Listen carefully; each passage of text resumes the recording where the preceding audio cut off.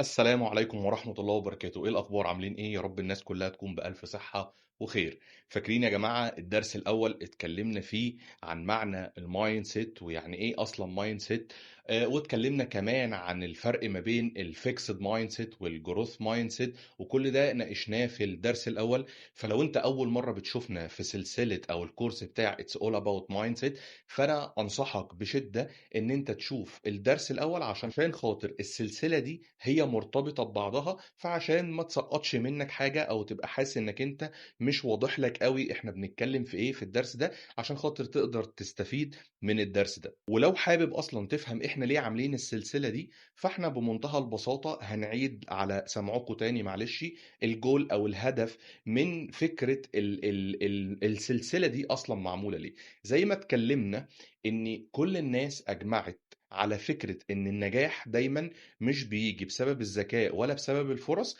ولكن النجاح بيجي بسبب العقلية او المنتاليتي اللي حضرتك بتبقى عليها عشان خاطر تقدر تنجح. طيب، بمنتهى البساطة اللي في الدنيا انا جاي اتكلم معاك النهاردة واكد لك تاني ان السلسلة دي معمولة عشان خاطر حضرتك بنتعلم مع بعض ازاي ان احنا نسيطر على عقلنا.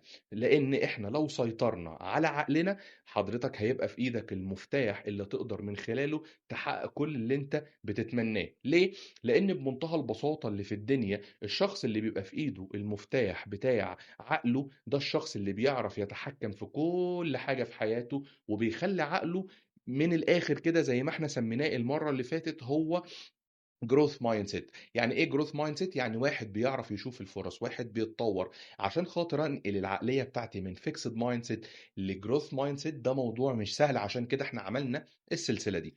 النهارده بقى ان شاء الله باذن الله عندنا سؤال اهم بكتير جدا جدا جدا من السؤال بتاع المره اللي فاتت، اللي هو ايه السؤال بتاع النهارده؟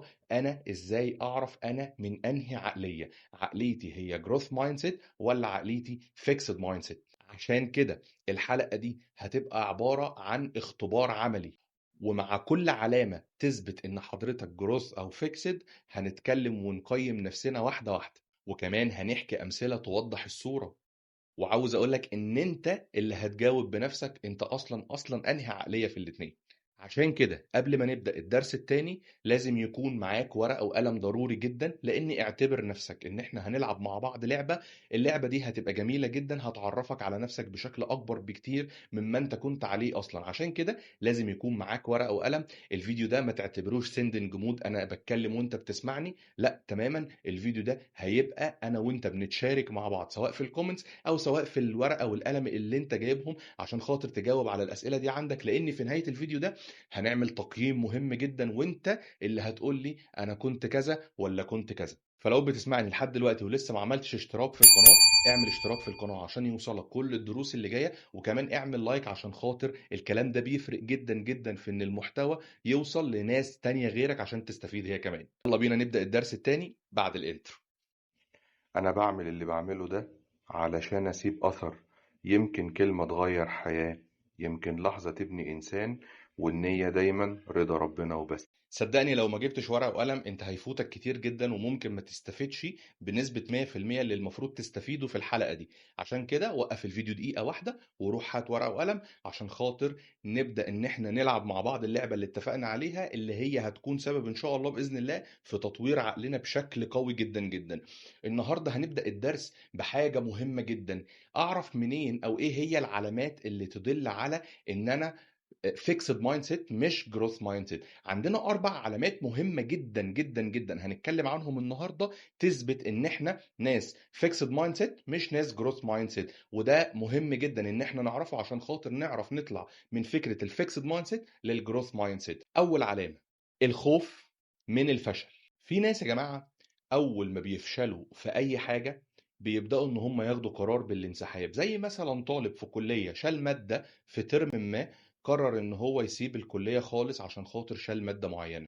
سؤالي ليك هنا، وده السؤال اللي انت هتبدأ تجاوب عليه في قلب الورقة بتاعتك، وده اول سؤال: هو انت لما بيجيلك تحدي جديد بتتصرف ازاي؟ بتخاف تغلط ولا بتقول هجرب واتعلم من غلطي؟ لو انت رقم واحد بتخاف تغلط، اكتب عندك السؤال الأول أنا رقم 1. لو أنت رقم 2 من الناس اللي ما عندهاش مشكلة إن هي تجرب، اكتب أنت رقم 2 أنا من الناس اللي ما عندهاش مشكلة إن هي تجرب وتغلط وتتعلم من غلطها. العلامة رقم 2 رفض النقد. في موظف كل ما مديره يقول له على ملاحظة الموظف ده بيتضايق جدا وبيفتكرها إهانة ليه. سؤالي رقم 2 ليك هنا، أنت من الناس اللي لما حد بينتقدها بتحس بالإهانة وإن هو بيقلل منك، ولا من الناس اللي بتقرر إن هي تتعلم من الملاحظة دي؟ العلامة رقم 3 الغيرة من نجاح الآخرين. مرة شفت واحد زميل ليا اتأخر في ترقية وزميله التاني خدها قبله، ولما خدها قبله صاحبنا دوت بدأ يحقد على زميله بشكل مش طبيعي. سؤالي رقم 3 ليك هنا، انت من الناس اللي لما حد بينجح بتحس ان نجاحه بيقلل منك ولا بيبقى مصدر إلهام ليك؟ العلامة رقم 4 الإيمان إن الذكاء هو ثابت مش بيتطور. في لعيب كورة بيقول والله أنا مش موهوب وعمري ما هبقى موهوب، فبالتالي بيقرر إن هو يبطل يتدرب عشان خاطر يطور من نفسه.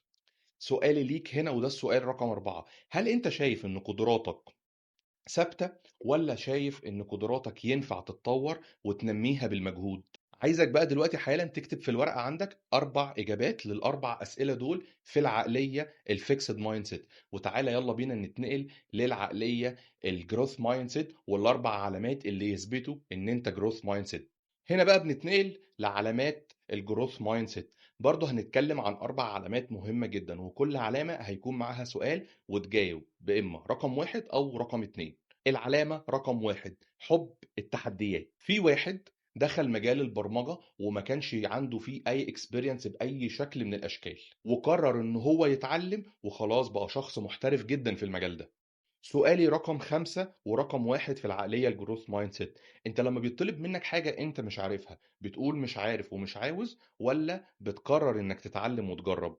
العلامة رقم 2 الصبر على الفشل. عارفين اديسون؟ اديسون مخترع مصباح الكهرباء. عارف اديسون فشل كام مرة عشان خاطر يصنع المصباح اللي انا وانت النهاردة ممكن نكون بنستخدمه في كل حاجة في حياتنا؟ سؤالي رقم 2 ليك هنا، انت لما بتفشل بتقول خلاص دي نهايتي، ولا بتقرر انك تجرب وتتعلم من تجربتك؟ والنقطة دي محتاجين نذكر فيها حاجة مهمة جدا. في دراسة اتعملت سنة 2012 على ايد الباحث ديفيد ياجر. ديفيد ياجر هو أستاذ علم النفس في جامعة تكساس، عمل تجربة على آلاف المراهقين. أنا عايز أقولك إن الدراسة دي أثبتت إن بمجرد بس ما الشباب الصغير ده بيعرف إن مستوى الذكاء بتاعهم ينفع يتحسن بالتدريب، وإن مفيش حاجة اسمها إن نسبة الذكاء بتكون حاجة ثابتة، وإن عقليتهم ممكن تنمو. عايز أقولك إن الدراسة دي أثبتت إن كل الطلبة دي اللي عرفوا الكلام دوت درجاتهم اتحسنت بنسبة كبيرة جدا جدا في المدرسة، وثقتهم زادت في نفسهم، بس عشان خاطر الشباب دي أمنت في نفسها وفهمت إن الموضوع ممكن لو أنا شايف نفسي إن أنا مش أذكى واحد في الدنيا، بس ينفع أبقى صاحب عقلية اسمها جروث مايند سيت، فبالتالي أقدر أنجح بمنتهى القوة اللي في الدنيا. ويمكن اتفقنا على نقطة في الفيديو اللي فات، النقطة دي كانت مهمة جدا لما كنا بنتكلم عن الدراسة اللي عملتها الدكتورة. حتى لو كانت نسبة الذكاء متساوية، فممكن واحد عنده عقلية جروث ينجح أسرع بكتير من واحد عنده عقلية فيكسد مايند سيت، بسبب إن الاتنين مش متساويين في العقلية ولكن هما متساويين في نسبة الذكاء. يعني اللي أنا عايز أقوله لك في النقطة دي بالذات إن أنت بمجرد ما بتغير طريقة تفكيرك في عقليتك وعن نفسك نتائجك كلها بتتغير. خلينا ندخل على النقطة رقم 3 الترحيب بالنقد. في لاعب تنس عالمي ومشهور جدا، اللاعب ده عنده مدرب خاص، هو جايب المدرب ده بس عشان خاطر يركز معاه في كل خطوة وفي كل حركة هو بيخطيها. الراجل ده عامل الكلام دوت عشان خاطر المدرب بتاعه يطور منه رغم ان هو لعيب تنس عالمي. عشان كده سؤالي ليك هنا، هو انت لما حد بينصحك بنصيحة معينة بتحس ان النصيحة دي تقليل منك ولا انت بتشوفها فرصة للتطوير؟ النقطة رقم 4 الإيمان بقدرة العقل على التغيير. في ناس في سن كبير اتعلموا لغات جديدة غير لغتهم الأصلية اللي هم بيتكلموها وكمان اشتغلوا بيها رغم إن سنهم كان كبير. سؤالي ليك هنا، هو أنت مؤمن إن عقليتك ممكن تتغير في أي وقت وفي أي سن؟ Yes or no؟ كده احنا خلصنا 4 أسئلة و4 علامات على الجروث مايند سيت، و4 أسئلة و4 علامات على الفيكسد مايند سيت. عندي سؤالين كمان هتكتب إجابتهم في الورقة اللي عندك، اعتبرها كده أسئلة مركبة. أول سؤال فيهم: أنت لما بتيجي تفكر في مستقبلك بتبقى شايف نفسك إمكانياتك محدودة، ولا بتبقى شايف نفسك إنك ممكن تخلق فرص جديدة؟ السؤال رقم 2: إيه أول شعور بيجيلك وأول حاجة بتيجي في عقلك أول ما بتسمع كلمة نجاح أو سكسس في أي حتة؟ تحس إن الكلمة دي عمرها ما هتبقى في يوم من الأيام موجهة ليك، ولا أنت من الناس اللي بتقول لأ وأنا ممكن أوصل حتى لو هتعب شوية وهبذل مجهود شوية وشوية صبر، لأ أنا ممكن الكلمة دي تبقى موجهة ليا في يوم من الأيام؟ هنا أنا محتاج أديك مثال مهم جدا من الشخصيات اللي أنا معجب جدا بيها، وهي شخصية جاك ما، مؤسس موقع علي بابا. عاوز اقول لك ان الراجل ده اترفض في اكتر من 30 وظيفة. يا راجل ده حتى كنتاكي رفضوه، بغض النظر ان كنتاكي مقاطعة. خليك فاكر، ها، خليك فاكر، خليك فاكر واوعى تنسى. ربنا ينصرهم يا رب. خلينا نكمل موضوعنا. ومع ذلك الراجل دوت هو أسس أكبر شركة وأكبر موقع إلكتروني موجود في العالم النهاردة. ويمكن في دراسة مهمة جدا عملتها الدكتورة كارول دويك، جامعة كولومبيا، سنة 1998.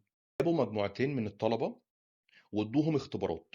المجموعة الأولى هم كده بالظبط: انتوا نجحتوا عشان انتوا أذكياء بالفطرة. المجموعة التانية قالوا لهم انتوا نجحتوا عشان خاطر انتوا بذلتوا مجهود كفاية.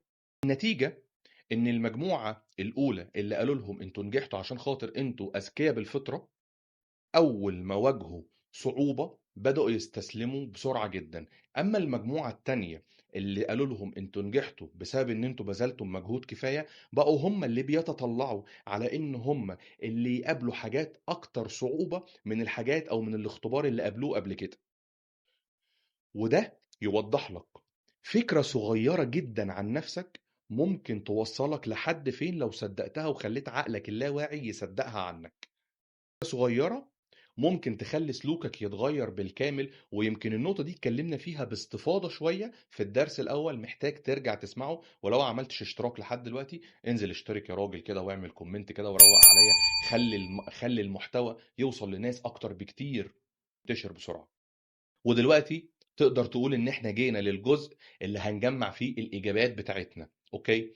خليني أقول لك على حاجة: لو إجاباتك كانت معظمها رقم واحد، فأنا أقول لك إن أنت كده فيكسد مايند سيت، عقلية ثابتة مش بتحب تتطور. طيب لو كنت أنت من الناس اللي إجابتها رقم اتنين، فأنت من الناس الجروث مايند سيت، برافو عليك، إن شاء الله بإذن الله هتنجح بسرعة. طيب لو أنت إجاباتك كانت متساوية أو كانت مختلطة من هنا ومن هنا، فأنت كده محتاج تثبت في عقلك ان انت في حاجات عندك هي جروث مايند سيت، وفي حاجات تانية هي فيكسد مايند سيت. والحاجات دي انت محتاج تشتغل عليها بمنتهى القوة عشان خاطر تقدر ان انت تنجح اسرع، وكمان تطور الجروث مايند سيت عندك اكتر واكتر. وخليني اديك مثال مهم جدا. يمكن انا اعرف ناس، الناس دي هي عقليتها فيكسد مايند سيت، ويمكن انا في يوم من الايام كانت عقليتي فيكسد مايند سيت تجاه حاجات كتير جدا.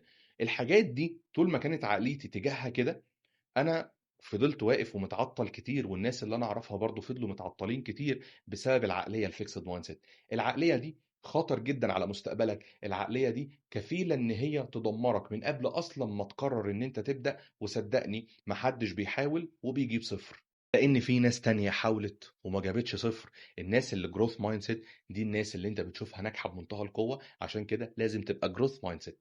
نرجع بقى تاني للورقه والقلم عشان حاسك سايبها بقالك حبه، وايديك كده وايديك انت كده ريحتها تمام. هنعمل مع بعض تمرين عملي مهم جدا دلوقتي. التمرين العملي ده هنتكلم عنه في ايه؟ هطلب منك حاجه مهمه جدا، هطلب منك تكتب 3 امثله او 3 مواقف انت فشلت فيهم في حياتك. وبعد كده عاوزك تكتب تحت كل موقف من المواقف دي ايه الدرس اللي انت اتعلمته من ورا كل غلط انت غلطته من المواقف ال3 دول او اللي فشلت فيهم قبل كده. عاوزك دلوقتي حالا توقف الفيديو لمدة دقيقة وتكتب ال3 مواقف دول وتكتب إجاباتهم أو تشاركنا في الكومنتات. التمرين ده أنا عايز أقولك إن هو هيساعدك إنك تشوف بعينك، مش أنا اللي هوريك، أنت اللي هتشوف بعينك إن الفشل ما كانش النهاية. الفشل يعتبر مدرسة أنت بتتعلم منها، بدليل إن المواقف دي عدت أهي خلاص وأنت دلوقتي قاعد بتسمعني. اللي عاوزك تخرج بيه من الدرس ده إن العقل عمره ما كان ثابت، ولا كان محكوم بالظروف اللي أنت اتولدت لقيت نفسك فيها. العقل ينفع ينمو. ويمكن في مقولة حلوة جدًا، جدًا بتقول science proves one thing: the brain can change and grow. يعني العلم بيأكد إن أنت تقدر تتطور وتتعلم طول ما أنت عايش. وده معناه إنك أنت تقدر تبني نسخة جديدة تمامًا من نفسك في أي وقت أنت هتختاره إنك تبدأ فيه. وفي الدرس الجاي هنفهم مع بعض أكتر ونتعلم أكتر عن إزاي العقلية دي تأثر في كل قرار في حياتنا، وليه في ناس تانية ممكن تكون بتسبق بخطوات وناس للأسف هي لسه ثابتة مكانها ما تقدمتش. ولو أنت فعلا عايز تغير المايند سيت بتاعتك، ما تستناش واعمل اشتراك دلوقتي حالا وخليك معانا في الدرس اللي جاي. وآخر حاجة عايز أكلمها لك، قول لي إيه الحاجات اللي أنت استفدتها النهاردة من الدرس بتاعنا. وكمان عاوزك ما تنساش شعارنا، شعار قناة مسجز وز أدري: خلي الرسالة توصل لك، خليها توصل للعالم. أنا محمود أدري، أشوفك الفيديو اللي جاي.